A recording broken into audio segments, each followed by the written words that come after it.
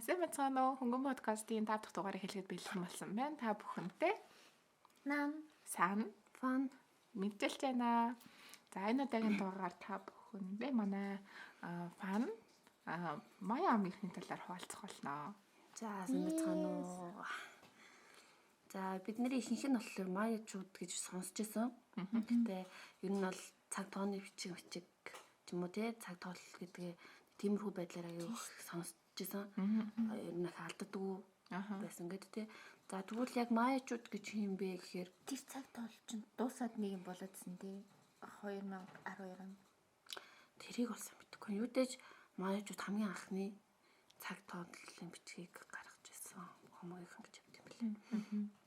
За тэгвэл маячууд гэж юм бэ? Ямар улсад амьдардаг гэсэн бэ? Талаар товчхон хүрэхэд.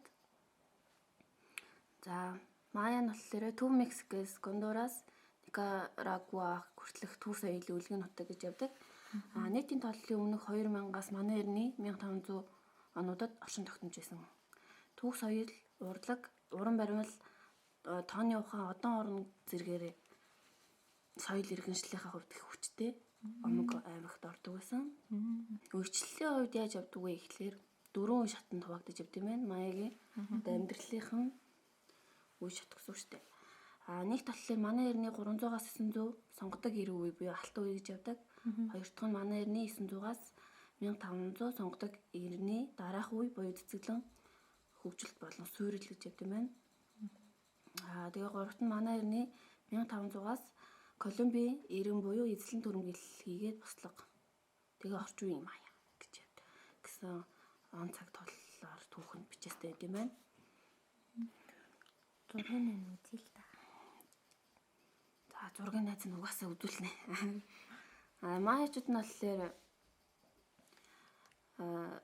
Египтүүдтэй ер нь бол одоо бид нар чи Египтийн соёл иргэншлийг аягүй сайн мэддэг шүү дээ. Маячуудыг бол тэр алган сайн мэддэггүй. Тэд болохоор бас адилхан архитектур одоо уран баримл зэрэгээрээ айгүйх алдартай, их сонирхолтой том бүтээн байгуулалт хийжсэн. Тэрний нэг том бүтээн байгуулалт нь юу вэ гэхээр одоо Египтүүд одоо цагийг нарны цагийг одоо тооцохдоо нэг юм шоншиг юм босгож тооцдог гэсэн юм шүү дээ тийм. Маячууд болохоор шууд барилгаараа нарыг тооцдог гэсэн. Одоо тэнд тусвал тэд болж ийн гэлээ. Тий. Маячуудын хамгийн сонирхолтой нэг барилгууд идэв юм бид хоёр ч одоо хараад мэдэн дээ. Одоо юм шатлсан хэлбэрийн юм хөө барилгууд байдаг байхгүй. Энэ болохоор ингээд Маячуудын онцлог гэсэн үг яг инженэ амьдардаг. Тэгээд бас дотор нь хүн амьдардаг юм уу? Тий амьдардаг. Зүгээр угаасаа барилга дээшийг алхаж орно. Тий дизайн. Одоо энэ нь шүү дээ. Одоо энэ гулсдаг энэ хэсэг нь болохоор цагаа энүүгээр хэмждэг гэсэн үг байхгүй юу? Энэ шаталсан үе нь болохоор 12 цагийг тооцож бүх барилганы юм байна. Энэ зургийг бидний стата оруулах та нар гэсэн цуг хараад энэ барилгаараа болохоор хүмүүсэд амьдарч байгаа хүмүүсүүд нь тэдэн цаг болж байна, эдэн цаг болж байна гэж цагаа тооцдог гэсэн үг. Тэг харсан чинь таних энэ барилгууд бол мэднэ. Хүмүүсүүд яг сайн одоо харуул айгу сайн мэдээд идэв. Айгу эртний улс болохоор тэгээд тэд нар бас айгу төв соёлын хувьд гэх юм бол дүрс үсгтэй их байсан. Дүрс үсг нь их сонирхолтой. Бас нөөнөөс оршин тогтнох чинь дүрс үсэг айгу хэрэгтэй штэ. Тэрийг нь болохоор европчууд айгу устгаж ирсэн. Одоо ер нь бол бараг байдгүй. Соёлын том нөлөө нь болохоор дүрс үсгтэй байсан. Энгийн иргэн болон европчууд одоогийн хүмүүсүүд тайлж уншихад айгүй хэцүү. Европын ихэнх улсууд Мая омгийнхныг устгахын тулд дүрс бичгийг ихэнх нь устгасан. Гэхдээ олдвороос нь олддог боловч уншиж чаддаг хүн бага. Тэдний хооллох зарчим нь юу вэ гэхээр газар тариалан бол агнуураар хоолж амьдардаг. Халуун газар байдаг гэсэн тийм. Халуун газар. Тий. Бас нэг онцлог нь гэх юм бол халуун ширэнгэн ойд том нүсвэр байгууламжийг барьж чадсан омгийнхны онцлог нь гэсэн үг. Халуун газар. Тэгээд одоо ингээд байшингийнхаа дээшээ ингээд чатаар ингээд гараад орчих шít. Тэгэхээр дотор нь их сэрүүн байдаг тий. Тэр шатнд хүн гарах хэмжээний шат биш шүү дээ. Тэр чинь одоо 12 давхар байшин шиг гэсэн. Тэгээд тэрүүгээр орд юм уу? Доогоор орж тийм үү? Доогоор орно. Доторх систем нь өөр. Тэрийг архитектурын арай өөр онцлогтой гэсэн үг. Тэрнээс шатаар ингэж гардаг тийм биш гэсэн юм. 12 давхар гэж 12 давхар руу гээд 12 шат гэхлээр чи хүн дотор нь амьдарч болохгүй шүү дээ. Тийм биз? Харин гэцүүл тэгээд харин тэдэр чаддсан батал гэж 12 шат биш. Хоёр нь одооны хар тайлбарлах юм бол 12 давхар шиг гэсэн үг. Хамгийн дээд давхарт нь нар тусгаад одоо өглөө болж байна гэд өглөө дотгошоо гэрэл нь Тэгэхээр гадна талаасаа л ямар нэгэн орох тийш тийм шатмат шиг юм бол байхгүй юм уу тий. Байхгүй тэр нь зүгээр яг онцлог тэнцийн цонхнуудаас хараагүй. Нөхнүүд тэр чинь цонхнууд байхгүй. Тэр шиг ингээд гэрэл дотгошоо орохлээрээ одоо цаг нь тэд болж байна. Тэгээ одоо хүртэл яг маяачуудыг яг юунаас болоод энэ омог аймаг ингээд устсан бэ гэдгийг тодорхой шалтгаан байдгүй. Эрдэмтдийн тогтоосон хит хитэн таамаглалууд байдаг. Энэ болохоор газар хөдлөлт юм уу? Галт уулын дэлбэрэлтэй шалтгаалсан энэ омог аймаг ингээд тэр чигтээ устсан газар одоо энэ барилга байшин үлдээгүй нурамд орсон байх магадaltaй гэж үздэг бол зарим эрдэмтдийн тогтоосон болохоор Мая омгийнхан болохоор хүнээр дахиад өргөдөг гэсэн. тэгсэр бол дурсан байна. Энийг шалтгаан тэгж үзсэн байгаа. Өргөснийхөө хэрээр газар тариалан боллон ингээд идэх хоолгонд ихтэй бурханд ингээ өргөснөөрөө бид нэр жаргалтай амьдруулдаг. Нэг хүүхэлтэй нэр гараад идэх ч юм уу. Нэг хүн ингэж нүд түлхэж мүлхээд нэг хүн өргөж гэдэг янз бүр юм хийгээд идэг. Хүмүүс мөн үү биш үү? Ямар ч нэг юм бас тийм хүүхэлтэй үзчихсэн юм байна. Хүнээр өргөдөг. Хүний тусмасаар өргөдөг. Ер нь айгүй олон газар тийм заашилтай шүү дээ. Одоо маяачууд өөртөө айгүй бурхныг шүтдэг гэсэн байхгүй юу? Бурхныг шүтдэг гэсэн болохоор тэд нартэй өргөл өргөснөөр бид нар сайхан амьдарч биднэрт нараа их өгнө, бороо их оруулна. Тэгвэл үр тариа их ургана. Үр тариа их ургана. Хоолунд ихтэй байна. Хоолунд ихтэй байж бид нар жаргалтай амьдрна гэж боддог. Тэр нэг бас нэг шалтгаан нэг газар хөдлөд байшин нураад насурсан гэж байна шүү дээ. Хүмүүс нь багуулсан гэж байна шүү дээ. Тэгээд тэгэхээр тэр байшин нь уул нь газар хөдлөлт нь гавь амирын тим амир том сүртэй юм чинь. Үгүй яг ингээд бүх барилгууд нь тийм хэлбэртэй байдаг гэсэн юм үгүй л үү? Ерөнхийдөө яг барьдаг зарчим. Гэтэ тэр нь болохоор нэг тиймэрхүү тэр чинь айгүй нүсэр барилга байхгүй юу? Айгүй нүсэр, айгүй том. За одоо кинон дэр их гардаг. Одоо яг дүрслэж хэлэх юм бол Апокалипс гэх кино дээ шүү дээ. Би түрүү яриад байсан ширнгээд гүдэг. Тэрэн дээр чинь өргөл өргөхөд арч түмэн тэр доороо дээдсүүд нь болохоор ингээ айгүйх үйлчлэл явагддаг. Номгийнхонд хамгийн доор нь одоо юу гэж байгаа байхгүй юу? Тэгтээ бүдэрэ тэр байгууламж тэр бүдэрэ зүгтээ амьдрах юм уу? Үгүй. Үгүй. Үгүй. Тэр чинь нийтийн том байгууламж чинь ингээд гурван дээд хаад ноёдууд ч юм ихс тест амьдрах бах тий. Амьддаг би хэлэх гэдэг чинь. Харин тэгэнгүүт юу жирийн иргэд ч юм бол тэгэл зүгээр энгийн ч юм арай өөр юм барилгуудад амьдардаг ч юм уу авах холч ч юм уу. Ер нь бол нэг тийм хотын одоо хот шүү дээ. Хотын үүсгэн байгуулалт ихтэй. Одоо зохион байгуулалт сайтай. Тэр том байгууллагууд нь голдоо байдаг ч юм уу тий. Тойроод байж идэг. Ард иргэд нь баян ядуугийн ялгаа бас маш их байдаг. Айл болох ядуу хүмүүсүүдтэйгээ одоо ядуу нийгмийн сүлжээ ба шүү дээ. Тэмцээнээс хүмүүсүүдийг авч өрөөлөх өргөдөг. Чи одоо өргөл өргөснөөр ингээд чи энэ олон хүмүүсүүдэд буян болон чи дараа төрөлт гэдэг зүйлд айгүй хитэгдэг хүмүүс бурхан байдаг гэдэг итгэдэг. Тийм хойд насанд итгэдэг. Тийм болохоор чи ингээд өргөл өргөх юм бол айгүй энэ л ингээд нэвүүлсэн үйл явдлаа гэж тооцдог. Тэгээ тэрийг нь болохоор одоо манайх нар одоо бөөгийн шашинтан гэх юм уу? Тийм хүмүүсүүд нь тэрийг нь одоо өдөртдөг. Хүнээр өргөл өргөх үгүй юу гэдгийг шийддэг. Одоо жоохон ган гачиг болоод ирэхлээр за бурхан хүсээд байх шиг байна ч гэдэг юм уу тий. Одоо хооллох хэрэгтэй. Яг тэр үед нь дахил их өргөдөг ч юм уу тий. Тэр үед нь хид нэг ч биш хоёр хүнээр өргөдөг ч юм уу тий. Тийм байдлаар өргөдөг. Тэр яг тэр түрүүний яриад байгаа өндөр барилга гэдэг бас тий. Тэрнжээ яг одоо тэр маачууд ихэд идэн л тосгон байсан юм шиг байна. Одоо хамгийн дээдлийн давхарт биш тэнцэн хамгийн их одоо эд хөрөнгөтэй баян хамгийн тас дээд зэргийн хүмүүсээс Тэстэс нүүд ихээс угсаад угсааднууд нь тэмцээнэ байж тэмцээний дахил өрөхийг хардаг. Бас тийчээс гуулгалах шиг байсан. Ингээ хайж байгаа. Дэндүү жаргалтай амьдарч ирсэн шүү дээ. Тэгж өргөдөг байжээ. За хэлний хувьд гэх юм бол мая хэл нь кичээ, какчигэл, кекчи болон мам зэрэг хэлнүүдэд хуваагддаг. Одоо тэр хэлээр ярьдаг хүн маш цөөхөн. Одоо байд юм уу гэхдээ одоо гэхдээ маяачууд бол орчин үеийн мая гэж хүмүүсүүд байгаа. Одоо хүртэл амьдран оршиж идэг үр төлн одоо урсаад байдаг гэсэн үг байхгүй юу? Тэдэл ярих юм байна тий. Гэтэ тэр хэлээр яг цэвэр ярьдаг хүн одоогоор одоо энэ хэлээр ярьж магадгүй 300 мянган орчим хүн байт юм байна. Гэтэ яг цэврээр ярьдаг хүн гэх юм бол 3/2 нь цэвэр маяачууд мая хэлээр ярьдаг гэж ярьдаг. Бидний магадгүй индианчууд гэж хардаг хүмүүс байдаг шүү дээ. Жохон төрхөн жохон төстэй хэлмэл хараад хахад. За тэгээд энэ ч манай өвгдөд хэсэг тооцдог. Тэгээ ер нь яг тиймэрхүү төрхтэй Мексиктэй явах амьдрал юм шиг байна. За тэгээ одоогийн маяачуудын удам угсаа болох 200 гаруй хүн өнөөдөр Юкатан хог дээр амьдарч байгаа юм байна.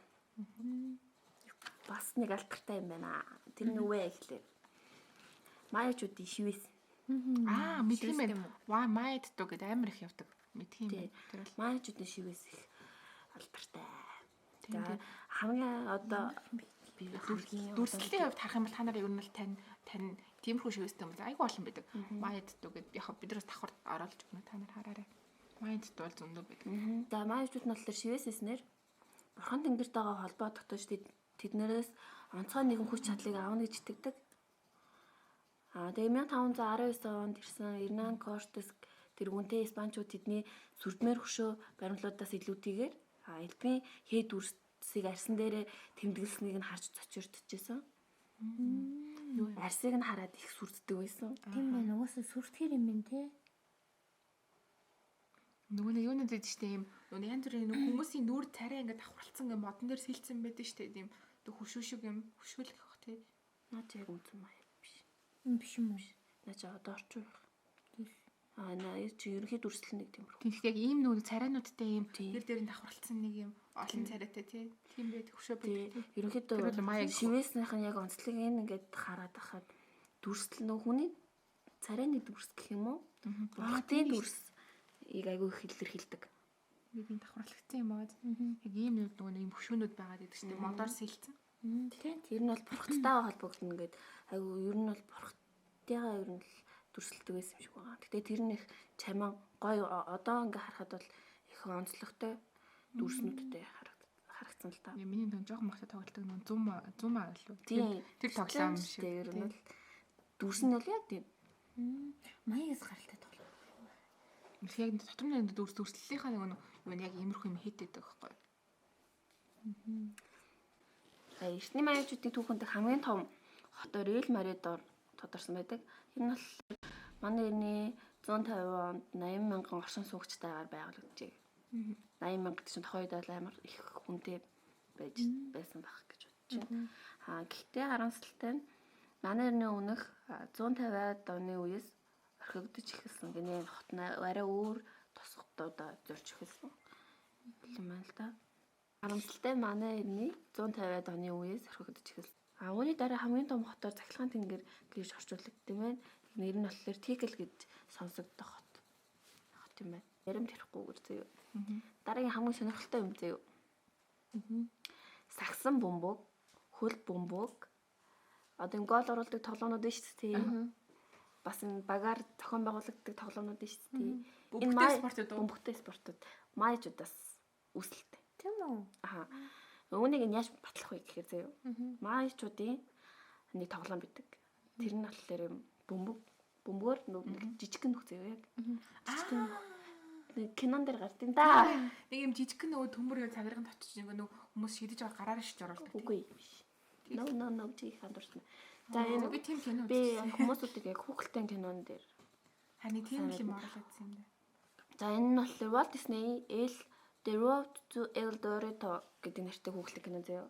Энэ хүүхэлдэйн кинон дээр нэг хоёр залуу гарч байгаа. Хүмүүсүүд ер нь мэднэ. Үйл явдлыг ярих юм бол нэг хоёр залуу хүмүүсүүдээс нууцлагдмал тийм тосгонд очоод тэнцэнэ айгүйх алт эрдэнэстэй байхгүй тэр хотно. Тэгэхээр энэ хоёр залуу эмчээс ихийг авч чадна одоо хулгайлж чадна гэсэн муу санаатаагаар үлдсэн боловч энэ юм. Аха. Бид нар ингээд зургийг бас инстадан холбоод өгчнөө та бүхэн хараад. Би юун дээр явжсэн гол нь мартсан. Би яг ийм хүүхэлтэйг нь үзсэн юм байна нэр гэсэн. Тий. Энэ хүүхэлтэн кинон дээр тэгээд энэ хотод үлддэг боловч энэ хоёр залуу одоо тасаж эхэлдэг гэх юм уу хотынхонд. Тийм Майятай ямар юм бэ? Харин энэ чинь Майя ч тахгүй юу?